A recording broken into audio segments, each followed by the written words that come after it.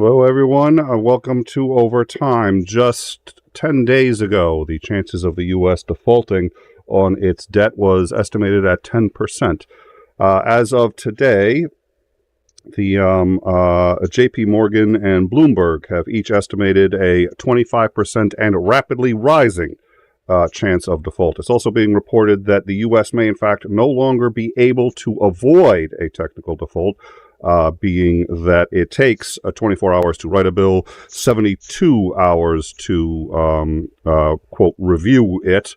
Then they have to vote. It then has to go to the House. The president then has to sign it. And if you add up all the minimum requirements for each of those days, today was the absolute last possible day to get a bill done, avoiding a default by what is being perceived as the June 1st hard deadline. We're going to talk about whether or not that's a hard deadline. We're going to talk about whether or not that is a legit complaint. But there's reason it's a valid concern. So we're going to talk about that. As of earlier tonight, while there are reports of there having been progress, quote progress, Republicans are saying that, in fact, McCarthy said earlier that he is, quote, nowhere near a deal on the debt limit. Negotiators have been signaling that they believe that there's progress being made, but senior Republicans have been telling news organizations that they believe any possibility of reaching enacting a debt limit hike by June 1st are, quote, grim. Top credit rating agencies have now placed the U.S. on negative watch, and as they await for this to play out. And we have, Mark Zandi, who is the head economist at Moody's, which is one of the most influential. Moody's is a rating agency, yeah. Rating agencies and economic. You'll have to explain to me exactly what they are in a minute. But he's the top economist there. He has said a number of things. He said, first of all, that at this point he believes that the stock market should be allowed to crash. A number of people have been trying to avoid a crash. Anybody on the stock market has been saying, there isn't going to be a default. Let's keep the stock market going. The stock market is up 22% for the year, which is, or at least NASDAQ, I should say, is up 22% for the year, which is obviously very good. And his argument is that this has given the false perception that everything is okay, and it's allowed these negotiations to go on for this long and to create this serious a problem. And without major corporations putting pressure on political leaders, they will not take this seriously enough to never even let it get to this point. So he has argued on NPR, on a number of news sources, and presumably on the Washington Post, which he also writes for, that the stock market should, in fact, be allowed to crash and crash as soon as possible and quite severely, so as to impress upon Washington just how serious this is. He has also called on the President of the United States to enact the 14th Amendment. We're going to talk about what that says. It says very little, but and it's never. I think actually it's been once. I think Taft used it once this way. We'll get into what they're talking about when they say enacting the 14th Amendment, what that means. Nobody entirely knows, but we're going to get into that in a minute. But this would presumably be, in case of emergency break, and Biden has already said that he believes the 14th Amendment does give him the power to unilaterally do whatever it takes to pay the U.S.'s bills and exceed the debt limit. But he also has said that he does not believe there's enough time remaining for him to use it in any effective manner. We'll talk about what that means, but obviously we take a look at the big picture here, and it looks pretty significant. My guest today is Irish Swede. Thank you so much for coming on such short notice. I hit you up and said, what are you doing in an hour? And you're like, what do you need? So thank you very much for coming. Much appreciated. I always enjoy the confidence in people looking to me to talk about these types of things, as it actually happens to be the one thing I know anything about. Well, we've had you on before, and you've always been very good at keeping us informed and letting it so that we know what's going on. So, could you tell me just a little bit about who you are?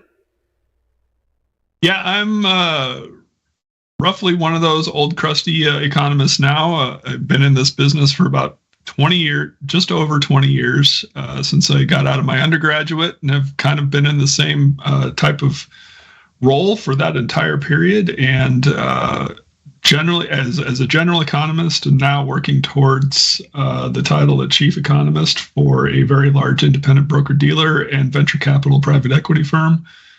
So that's kind of where I've been at. I got a master's in finance and econ, so from the lovely Creighton University, and go Blue Jays. And and I'm also from the lovely state of Nebraska. All right. Could you tell me, please, what is the debt limit? Well, the debt limit is one of those interesting bargaining chips that Congress has created. I don't know that they wanted to create one, but I think they have, whether they wanted to or not, in that it sets a hard limit on the United States' ability to issue debt beyond a certain point, whatever that point may be. It's arbitrary. It's always been arbitrary.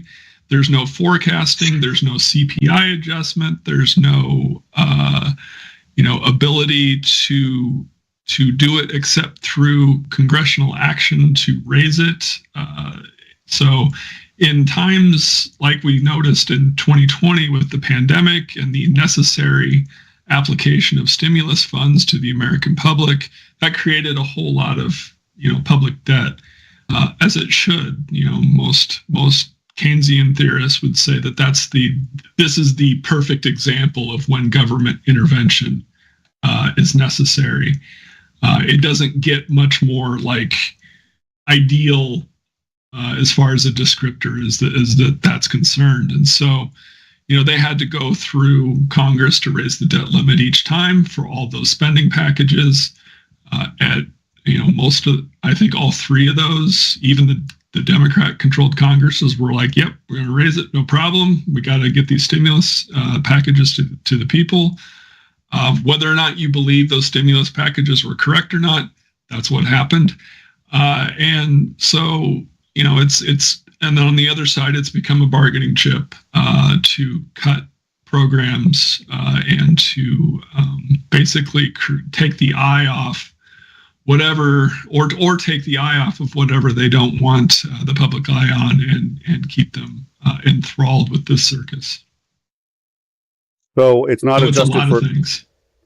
Yeah. So it's not adjusted for inflation. It's not tied to the consumer price index. So it doesn't matter really what the dollar does. It's a set number that's going to have to be addressed consistently. There are people who believe that the higher you make it, the more money the U.S. can spend. Is that an accurate representation of what the debt limit is? That's an overly simplified view of it. Yes. If you were to uncap it, so let's say make it not part of the system anymore, then the budgetary receipts that the Treasury could issue as much debt as they wanted to make good upon the promises of the United States budget. All right. What happens if the U.S. defaults on its debt? Well, as we were talking about earlier in the backstage, is it would ruin the confidence in the U.S. Monetary system. So our entire world and fiat systems around the world are based on the confidence to create and maintain a stable currency, one that we can trade, one that we can use to facilitate transactions overseas, inside borders, and that have a relatively stable value, in which you and I both know, look, 5 years from now, we might not know that the dollar will buy a candy bar anymore, but you and I both know within the next 5 days, we kind of know where this dollar is going to be. But with large debt issuances, you're making a pretty good bet that the rate of inflation is going to be less than what the premium or the interest payments are going to be on that debt. And historically, it has been. Now, when you default, what you're saying is, every 6 months, government debt pays its interest bill. And if you say we can't pay that because we don't have money, you lose the confidence in the holders of that debt. They will sell it off. And we get into a whole snowball situation here. So I don't know how far down the snowball hill you want to go. But it would result in a sell-off, which would mean the bonds would be worth significantly less, which means that interest rates on all series of bonds from the overnight paper to the 90-day treasury to the 1-year treasury, 2-year treasury, 5-year treasury, 10-year treasury would all spike. And there are a whole system. Our entire financial system is based on pegging different indices to those treasury notes. So our mortgage rates are tied to the 10-year treasury. So if interest rates on the 10-year treasury spike, mortgage rates will spike. That's a good example that most people can wrap their heads around. Well, that and credit card. So it would be credit card rates, mortgage rates, basically anything that has an interest rate through a bank is going to spike. Is that accurate? Correct. All right. In addition to that, sorry, is Andrew? It's a pithy comment. So if you have something more interesting, maybe you should go. Well, so in addition to that, the U.S.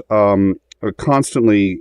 So on the debt that the U.S. currently has, it's going to actually start owing more interest. So our debt will actually go up immediately if there's a spike, because the interest rates are all going to go up because we are no longer considered as credible. We don't have the shiny AAA rating anymore. Is that accurate?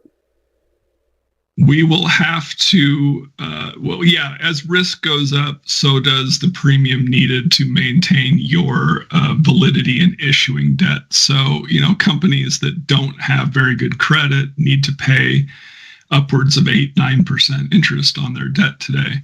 Well, the United States is known as a very good credit, so that's why they don't have to pay anywhere near that. If they default, that changes that whole system in which people, who rely on those every 6 months, the United States making that payment. Then if confidence is dropped from that, then you're kind of in a situation where you're running into that. You're going to have to promise a higher rate to get those buyers back to the auction table. All right. So basically, the debt that we currently have is going to have a higher interest rate. It will be harder for the U.S. and for banks to borrow money, and all of the interest rates in the U.S. are going to go up.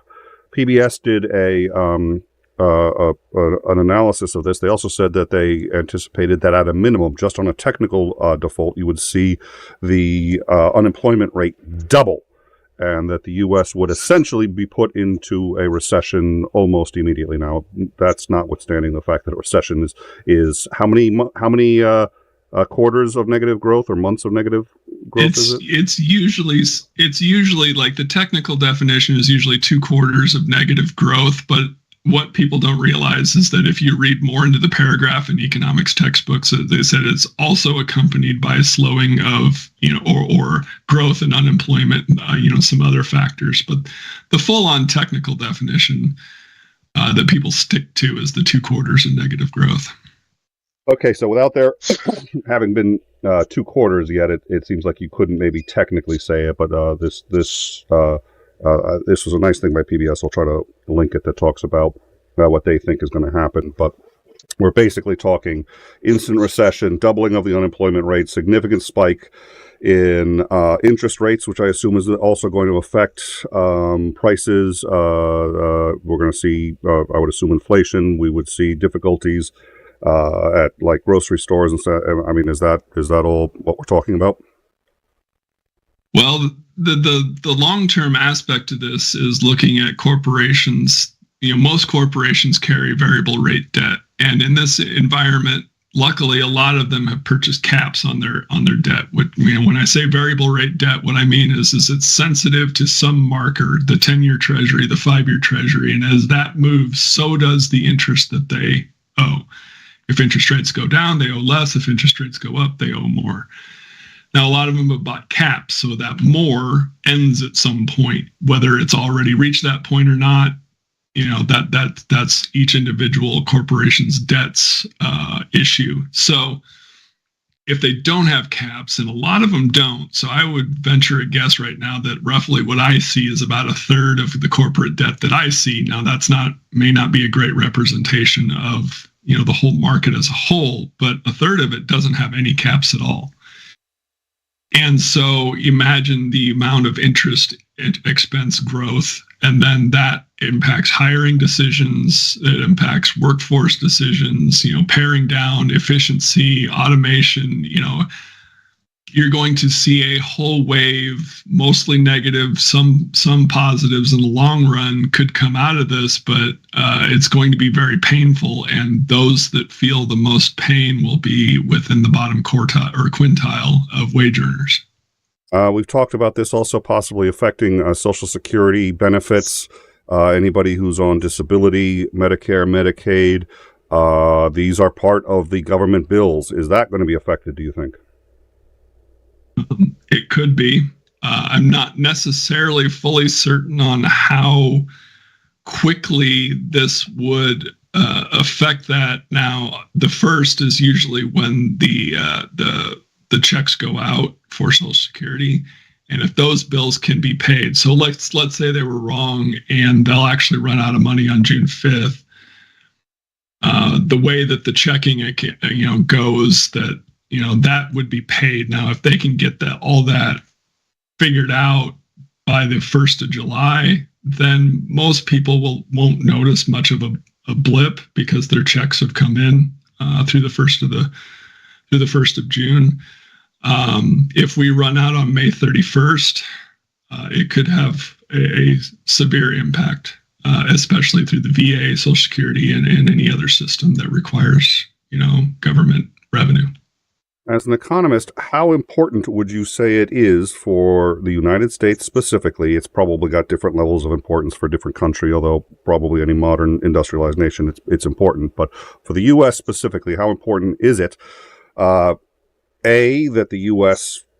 always keep up with its obligations in regards to the debt ceiling, and B, preferably not even talk about or negotiate or get even to this point? How important are those, do you think?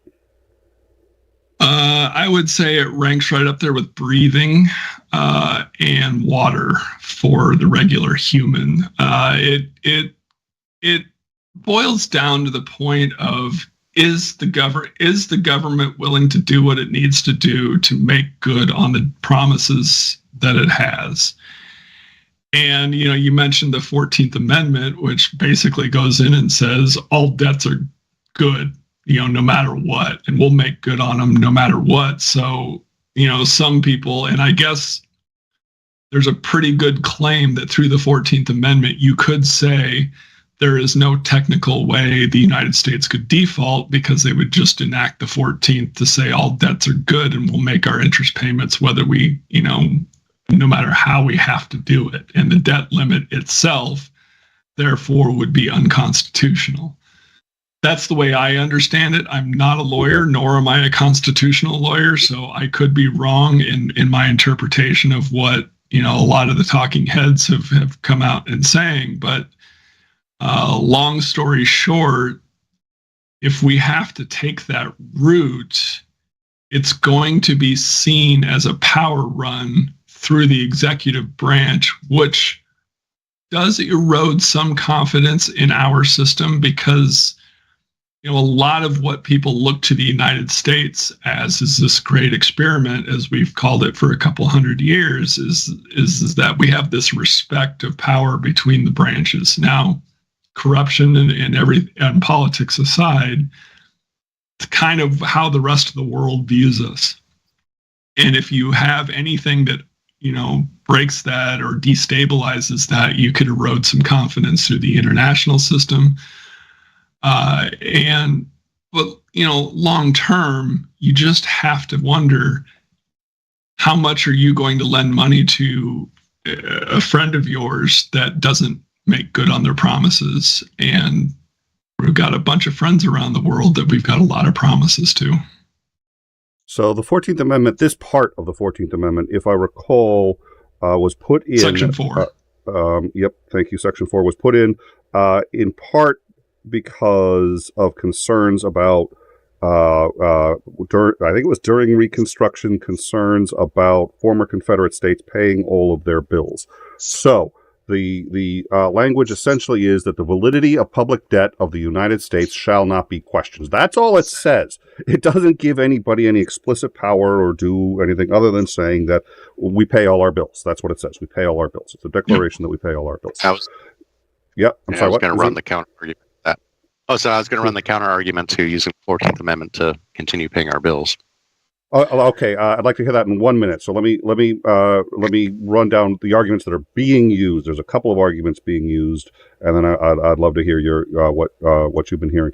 Whatever gets used. Maybe you have my argument. I'm sorry, what? I said maybe you have my argument already. Read away.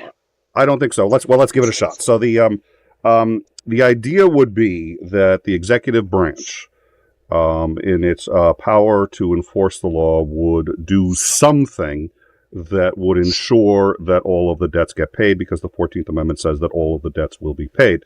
So what exactly that means, I've had a hard time locking that down, save for the primary one that just says, okay, the debt ceiling, I am declaring by fiat that the debt ceiling is unconstitutional, and we're just going to pay these bills, whatever Congress says. Now, in general, it's Congress that creates the budget, and it's the president that has veto power over the budget, and that's where the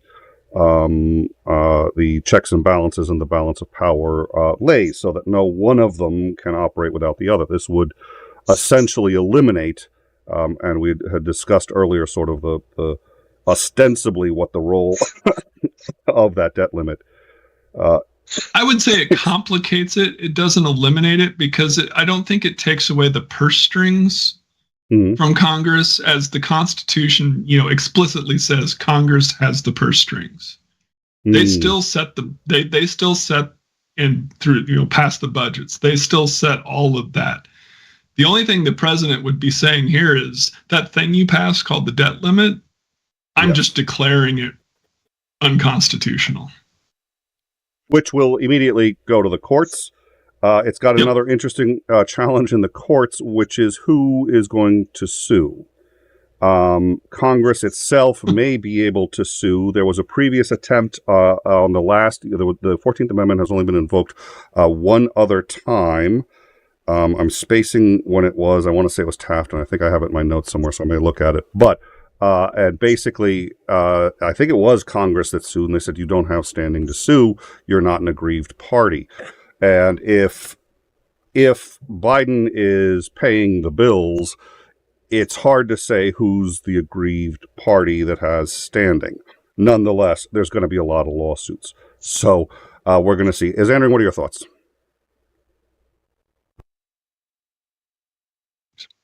Yeah, so there's been a lot of talk about using the 14th Amendment, and the problem with using the 14th Amendment is nobody's saying that these bills are invalid. The 14th Amendment just essentially says you can't repudiate the federal debt, that it's all, valid debt. That doesn't necessarily mean that we can actually pay it. So there's a difference between defaulting and repudiating the debt, and that's the argument that's going to be used, especially in the courts. And God knows what kind of circus that's going to turn into if that actually happens. But it's not going to be super quick either. So it's like, the president decides, well, I'm enacting the 14th Amendment. I'm declaring the debt ceiling unconstitutional. I'm going to go ahead and pay all these bills anyway. And then, the lawsuits are going to come. And even if they put it on a rush track, that's still going to take, time. And every minute that all this kerfuffle keeps going on is going to cause more and more damage. So it's going to be interesting to see. In the Chinese sense, interesting to see what actually happens of that. And the fact that we've gotten to this point is kind of disgusting. I think it also belabors the inexperience of the current House Speaker in dealing with major negotiations. You know, in the past we've had people like Boehner who have had a lot of experience in high stakes. You could call it a gambling situation if you want to, but high stakes negotiations, which, you know, usually may have come down to close to the wire, but they never really got to this point as what we're looking at. So I think this is also showing a major lack of leadership at the House level, or at least inexperience. Well, oh yeah, please. Sorry. Well, I mean, it's a hell of a lot of brinksmanship and political jockeying around. And they're playing with some pretty dangerous things. And the fact that it's like, look, they passed this debt, and now you're saying, oh, okay, well, you know, we can't keep blowing out the spending the way we are, and you know, so if we want to, we're not going to raise the debt ceiling without X, Y, or Z. You know, they start tagging things in there and making the negotiating a hell of a lot more difficult for one side or the other to stomach. And it's like the place that you really kind of fight over spending is in the budget itself, not raising the debt ceiling. I mean, I have a bit of sympathy for using the debt ceiling as a negotiating tool, only if one party or the other, or in this particular instance, only if the Republicans were actually steadfast and upheld their limited government, let's not blow out spending, you know, when they're in power, because they don't. They still spend egregious amounts of money even when they're in power. So they have no moral standing to stand here and say, well, you know, we're not going to pass a debt ceiling without X, Y, or Z. You know, it's just ridiculous. If they had taken the responsibility that they purport to, you know, want limited government and stood up and said, no, when we're in power, we're going to, you know, reduce the amount of spending that the government does or increase taxes to pay for this spending, you know, they may have a point to stand up there and say, you know, no, we're not going to increase the debt limit. You know, you guys are out of control spending. And if they weren't in power and the Democrats decided they were going to spend trillions of dollars, you know, then maybe they would have a point. But they have participated in the system, and now they're trying to gain political points by, you know, with their constituents by saying, oh, well, we're going to be the party that's standing up for fiscal responsibility, when they're the ones that helped create this mess. So I find it incredibly disingenuous and just outright dangerous to a shocking level that they're willing to do this. Hardest part about playing chicken is knowing when to flinch. Ooh, was that deliberately from Red October, out of curiosity? Yes. Oh, nice. I try never to miss a movie reference. I like it. Yeah. All right. You forgot to put in that sexy Scottish accent. I thought it was the American captain that said it was the American captain who it was the captain of the Dallas. Yep. So let's now I think it was the head of the Fed came out and said that, oh, the debt ceiling's coming up in a couple weeks, but I can massage it and it'll be a little bit longer. And then came out and said, oh, I can massage it and it'll be a little longer, but guys, and then finally came out and said, June 1st is it. That's the hard limit. Now, Republicans are saying that they're going to drag her in front of Congress and find out how she reached that conclusion, and they want to understand, because I'm sure they have the degree in economics necessary to fucking understand what she's going to say. But that notwithstanding, this Congress is just... Marjorie Taylor Greene is going to ask economic questions? Really? Okay. So, we're not going to go there. We'll save that for another show. I have no trouble going there as often as I can. So, I don't know what. Okay, never mind. I'm not going to. Lauren Boebert and Marjorie Taylor Greene asking economic questions, technical economic questions. Yeah. Dunning-Kruger, party of two. Dunning-Kruger, party of two. So, what? How on earth is it that we can have we don't know exactly when we're going to run out of money? I balance my checkbook. I know how much money I've got. How is it that this is this ends up being at least as flexible as it appears to be. And now she's saying June 1st, and there are people who sit there and say, no, you could finagle it. And how does that work? Why is there finagling in this? Well, some of it has to do with what's being issued at the auction. So the way the U.S. debt is created is at the auction. So you can go to treasury.gov right now and open an account and bid for U.S. debt. Usually you're going to buy it at par. Actually, 99.9% repeating, you're going to buy it at par. You can buy I-bonds, you can buy TIPS, you can buy all sorts of U.S. debt instruments at that point in time. Now, what is being offered can be massaged, such as, they try to issue a variety of terms. So 5, 10, 2, 1, 90 day, 6 month, 9 month, overnight. And let me interrupt real quick. Typical. Okay, and they do that because people are going to be interested in different things. You might be interested in something that you don't need your money right away. You want to get the maximum money you can for it, so you're going to go something long term. Or you say, well, I may have to break it. I may say go for something short. So you have a wide variety of options, so that anybody with any kind of interest can shop there. Is that roughly it? That's correct. Think about it in your own situation. Is we're going to take a vacation in 6 months that's going to cost $10,000. So I'm going to go buy a bond for 6 months for $9,870, and they're going to give me $10,000 in 6 months from now. That's going to take care of my vacation bill. So think of it kind of in that instance. Or somebody says, 10 years is as long as they go, and I would like the higher interest rate that 10-year provides for that period of time. Also valid. So, but there's a ton of different things that people want out there as far as their time limits. Now, Janet, or I should call her Ms. Yellen, can massage which terms they're sliding to. So at each auction, she can put up more 90-day, more 1 year, less 10-year, less 5-year, which have higher interest payments on the books than, or if you want to push out those payments, order up a lot less of the 7-day and 14-day debt, where you're actually having to pay that interest, right up to, the deadline, and set it out 3, 6, 9, 12, 15 months out.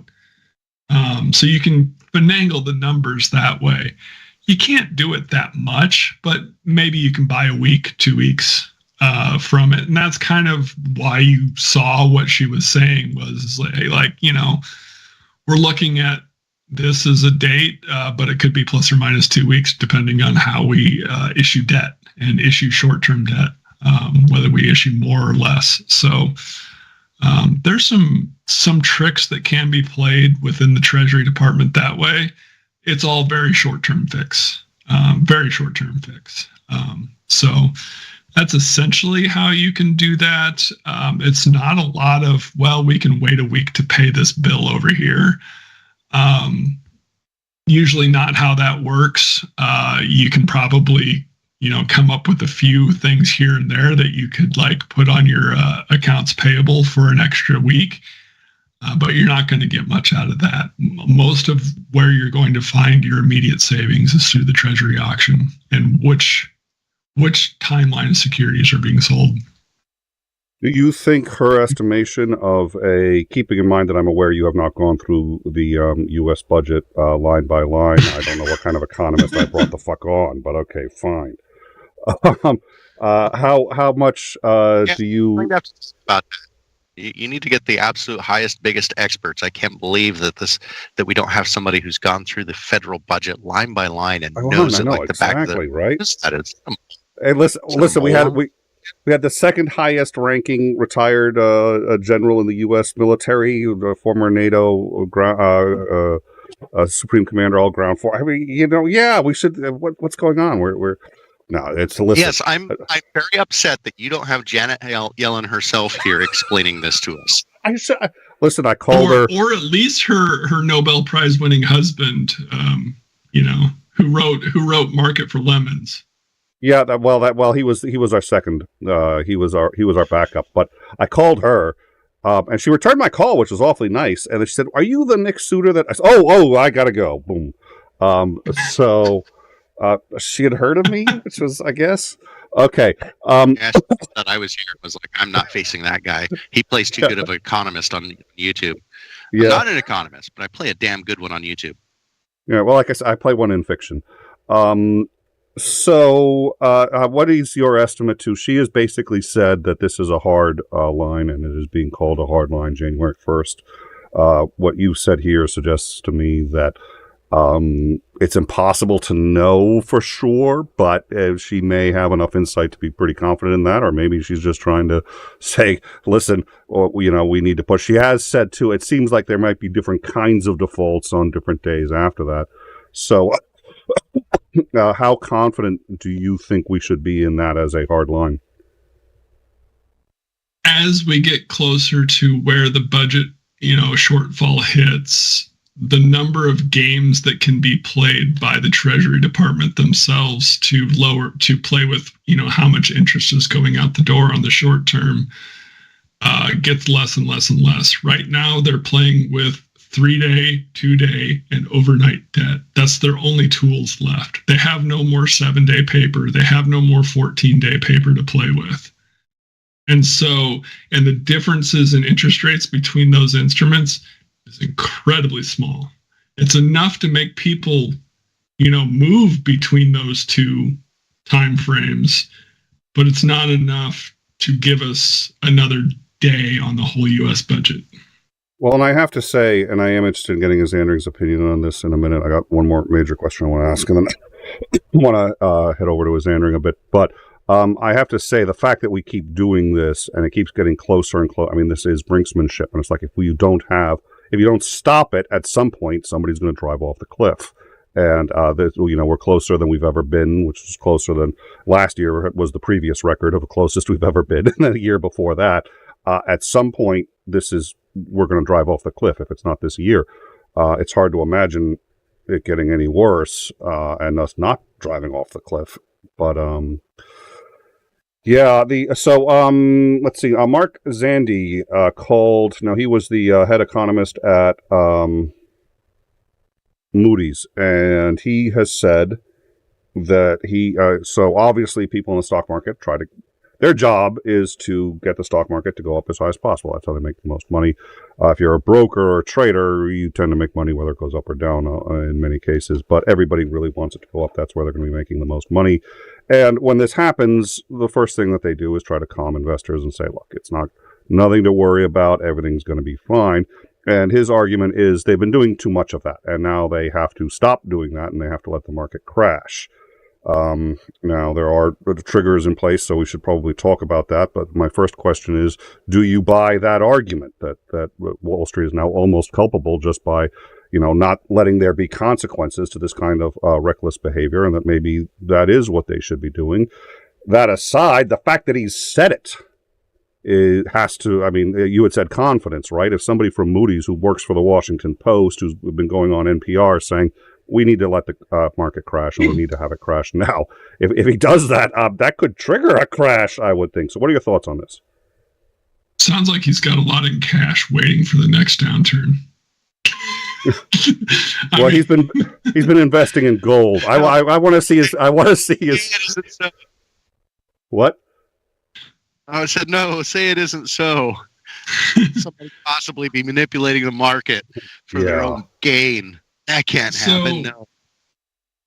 No. We can look at the overnight. Essentially right what Titan now, said. The NASDAQ is trading up 1.4% on futures right now, on the overnight futures. The S&P is up 39 basis points on overnight futures. Dow is down 23 basis points on overnight futures. This is normal. The market, by and large, is acting as if nothing is happening. And it will be really interesting to see where the opening is tomorrow, because if the opening, say, is down 2-3%, and then you hit another 2-3% after that, then you'll start to see the liquidity dry up on one side of the buy-sell transaction. So you'll have a bunch of sellers running to the table, and if there's not enough buyers out there, those buy-ask spreads start widening, and that's when you get, to those circuit, what you alluded to were the circuit breakers. And, those are meant to calm people's, calm their attitudes. But I would say tomorrow's opening will tell us a lot about what smart money says. Now, I call it smart money because that's the term we use. It doesn't mean these people are actually any smarter than anyone else at the table. But it does imply that those with extremely huge portfolios, mutual fund managers that control multiple tens of billions of dollars, have not essentially panicked yet. Well, they're the people whose livelihood. And the hedge funds haven't panicked either. That's what I like about futures markets, which is, in general, the only people who make any money in futures markets are the ones who really study this shit. And if you're in the futures market to make money, the only way you've been around at all for any length of time is you know what the fuck you're doing. It doesn't mean you're always going to be right, but and you have a really good cardiologist. Yeah. Oh, yeah.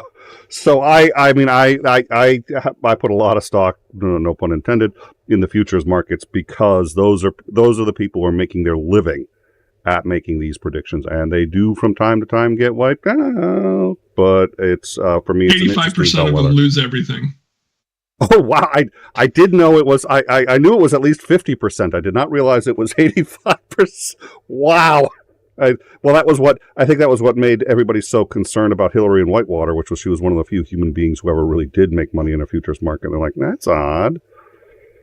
Well, in her futures transaction was a zero-sum gain. So to make sure that her transaction was actually like kosher, all you had to do was find the offsetting accounting entry, because she was trading on a physical commodity. Oh, okay. Someone had to buy those pigs. Okay. It's been a while since I've done a deep dive into that. Is Andrew any thoughts on anything that we've spoken about today in this show about this particular topic? Why do you have to limit me so much? Sorry, I know I'm a tyrant. You kind of are. Telling me I can't talk about pink rainbows. Anti-free speech right here. Exactly. I'm being censored. Why I installed the mute button for the guests. Hold on. I'm gonna let's see. I'm gonna hit the mute button right now. Then there we go. Oh shit, that was my shield. It turns off my camera. What the hell? Oh, well, he's muted anyway. He can't talk anymore. So, nobody can hear him. He can't talk forever and ever and ever. You totally didn't hear that. Nobody heard that. All right. So this topic, yeah. One of the pithy things I was going to mention earlier. I mean, we kind of gone by it, and I'm not sure it's going to be funny anymore. But you asked, I don't know how far down the snowball hill you want to go. And I'm like, this is YouTube. So YouTube thrives off of things like doomer porn. So you need to go far enough down the hill that Susie and her birthday party get smushed by the snowball while they're trudging up the hill to go snowboarding. That's the point where you need to get to down the snowball hill. Okay. Otherwise, YouTube doesn't really care because it's not dramatic enough. And I don't think people quite understand that snowball is actually coming. And we don't know if the Ranger Rick is going to be out there to divert the snowball from the birthday party or not. And it appears that the Republicans don't really give a crap if Ranger Rick's there to avert it or not. And I just, like I said, I find them entirely disingenuous. They piss me off, and that they're trying to stand on a principle that they don't actually uphold at any other time. So this is clearly just a political maneuvering, and they're gambling with the future of the U.S. I mean, there's so many people that can get hurt doing this, and it's the people who are least likely to be able to handle getting hurt that are going to get hurt first and hardest. So yeah, the whole situation just kind of pisses me off. And it's like, if you're going to stand on principle and say we're spending too much, which I think we are, then you need to do that that's the fight you need to make at the budget table, and say, no, we either need to raise taxes to pay for the stuff that you want to, or we need to cut spending, and we're not going to allow deficit spending anymore, which I think has turned into one hellaciously large. This is so unprofessional. I remember what that I can't remember what the term is now. Moral hazard. Oh my God, I'm up past my bedtime. Leave me alone. It has become. Deficit spending has become a huge moral hazard because Congress can give things to the people that they're not actually paying for, and the people aren't actually bearing the cost of. So what program doesn't sound great when you can just deficit spend to get it? And I hate going down the path of, well, I don't think that the government should be allowed to deficit spend anymore, because there's definitely instances where it should be able to, and there are instances where it's a really good thing for them to do it. The interstate highway system, I would say, was a really good example of going into debt to fund something. But of course you actually had a physical asset that was usable immediately. Well, not quite immediately, but the entire time the debt is being paid off, you have a physical asset that you're using that is improving things. So I don't like the just stop it, but it's been abused over and over and over again. The people who try and claim that they're the responsible ones aren't, when you look at their actual actions. And now we're getting to a point where it's like, okay, the budget's been passed, this money has been obligated, and now we're going to fight for political gain over whether we're going to pay it or not. Especially when you're dealing in a system that operates so fundamentally on confidence. It's like, if everybody completely loses confidence in the monetary system, well, it collapses. So you don't want to have that happen, because I don't think anybody wants to live through Weimar Germany. So it's annoying. It's near and dear to my heart to watch this, and I also need a really good cardiologist, because it really kind of boils my blood when I see this. The biggest thing is because it's so disingenuous, and the system is so big and so complicated, and I'm not entirely convinced that anybody really knows how all of it works. Kind of like our tax code. I'm sure there's many experts that know various parts of the economy and how it actually interacts with everything. But I'm not sure there's that many people who, are experts on the entire thing. So there's things that can happen that come out of left field that nobody even expected. So it's like, I don't know that you want to take on that kind of risk. It's incredibly risky. And yeah, it irritates me, and I could go on ranting and raving forever about it. But I should probably stop, because Titan just is Andering likes highways. Imagine my surprise. I know. Hey, drive. Just do this as a thought exercise. Get out a motor carrier's atlas and plan a trip from one end of the country to the other. And in these two trips, you're going to on one trip you're going to use the interstate highway system, and on the next trip you're going to use only U.S. highways, and none of the U.S. highways can actually go onto an interstate. And see the mileage difference and the time difference, because you can use like Google Maps or something. They'll tell you even up to the walking distance. Like, I want to know how long it'd take me to walk from freaking Bellingham, Washington to Richmond, Virginia. Like, that's ever going to really happen. But I mean, it still gives you all of the breakdowns and how long it's going to take. And look at the sheer difference in time taking U.S. highways versus taking the interstate system. As far as commerce in the United States, the interstate highway system was one of the biggest pluses ever done. And so, yeah, I have proof positive, that government programs, even if they have to use spending or borrowing in order to fund them, can be really, really great, awesome things for the country. Which is why I've struggled quite a lot about, should the federal government be allowed to, deficit spend? And because on the other hand, we have the moral hazard of, well, we can just keep spending and just keep spending. And that's great until you can't. and Well, then the whole house of cards comes crumbling down. So it makes it really difficult. Everything's I do want to start wrapping up soon. I do want to ask you though, Swede. So I think he brings up some good points. I know talking about the debt is probably going to be it would be its own show, but you've looked at the U.S. debt. Is it a serious problem? Is it sustainable? And what should we do to prevent these kinds of problems in the future? Is reducing deficit spending an option in your view, or wise? It's only a problem if Congress does not have the political will to be dynamic with fiscal policy, meaning taxes, and that's all types of taxes, not just income taxes, to utilize that system in conjunction with the Fed to control the value of the dollar.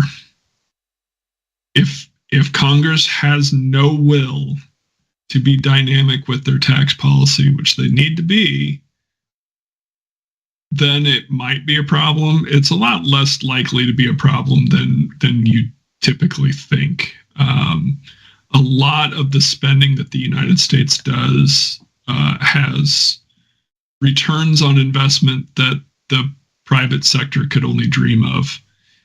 And I think the federal government also sells itself quite short, considering that it should retain payments and royalties on all the patents that it gives out to the private sector. There's a lot of, the last 300 drugs that have come out onto the market have come from either the academic, federal, through NIH grants. And Virginia Tech is one of the great, incubators for pharmaceutical research. And the fact that, the U.S. government doesn't retain royalty rights on the sale of those pharmaceuticals is kind of odd in that respect. So, there's a lot of things the U.S. government can do to get revenue, and income taxes is only an incredibly small part of it.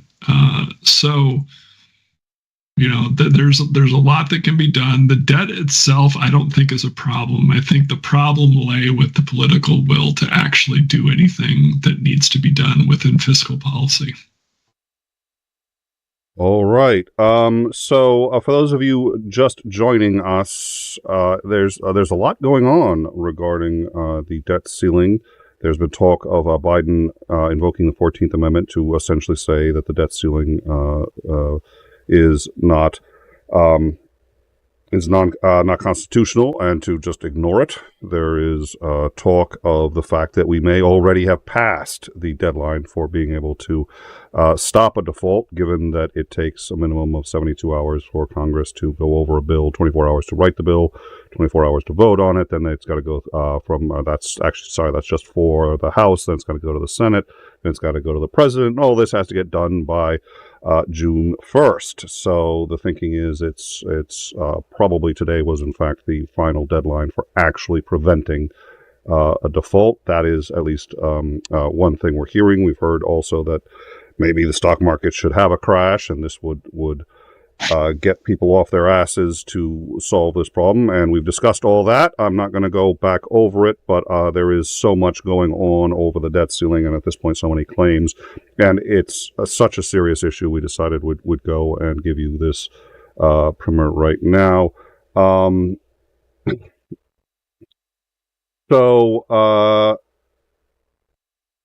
right. So one more question for you. Act of violence on the show. I take a gun, put it to your head, and say, you have to make a bet, sir. All your money. Are we going to default? Yes or no? Where do you bet? I don't think we will. I think Ms. Yellen may be a little bit tough on where the line is, just because she wants to force the hand to get this out of the public sphere, because it doesn't need to be. It's distracting us from a whole host of other issues, and she knows that. If you know Ms. Yellen at all, we would rather be talking about programs like Medicare for All than where the debt limit is. Number one. Number two, if you really think Republicans want to force this into a Weimar Republic era, then you've got to kind of put a tinfoil hat on in that they want to install a dictator. I don't think Marjorie Taylor Greene would know what any of those words just meant. I think half of the people, I'm not sure that, I mean, Weimar Republic, Gesundheit, maybe? But I mean, you really have to get this collusion thing going on that you believe is true, that they're trying to, get to 2024 and be able to sell this under Biden. We defaulted. Therefore, we need the word that the Germans used was a Heiland, which is, a savior, Messiah, like person.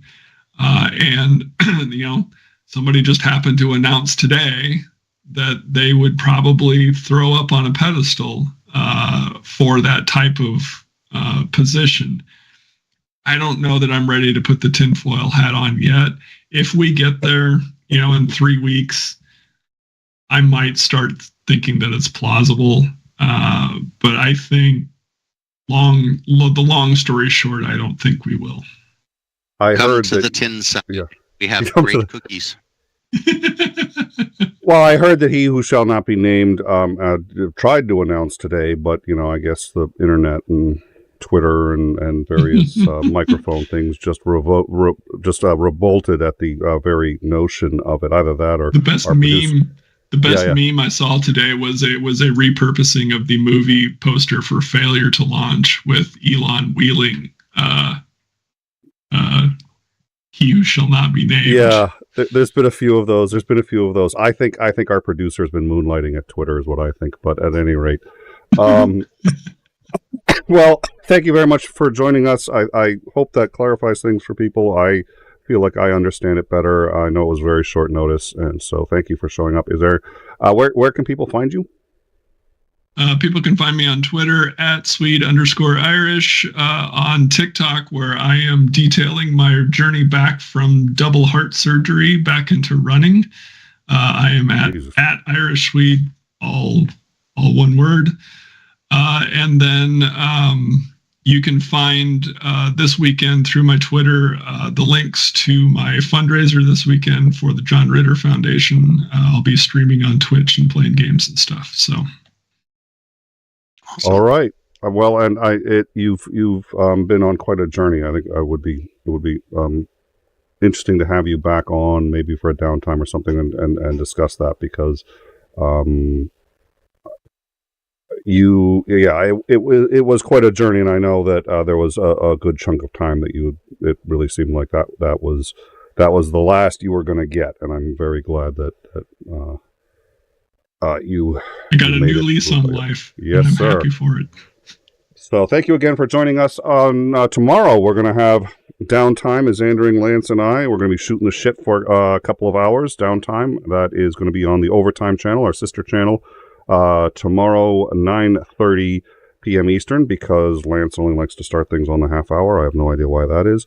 And then 3 p.m. Eastern Standard Time, we're going to have Operator Starsky on with Lance to discuss what's been going on in Ukraine. And then Tuesday, I think it's 10 a.m. It's another one of those. He's, when we're talking to people from Ukraine, we got to adjust the time a bit. We're going to have on Rick the Ukrainian. He's going to talk to us about his experiences in Ukraine and his work dubbing the interviews from Russian to English of the POWs captured by Ukrainian military, the Russian POWs, their stories, why they're fighting, what they were told, what they believe. And by dubbing this into English, we can all understand much better the perspective from the Russian prisoners of war. So we will be doing that on Tuesday. We are looking forward to that.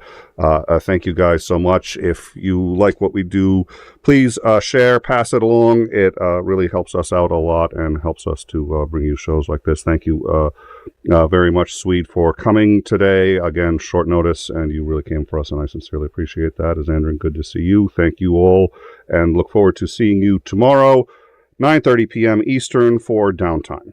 Have a good night all.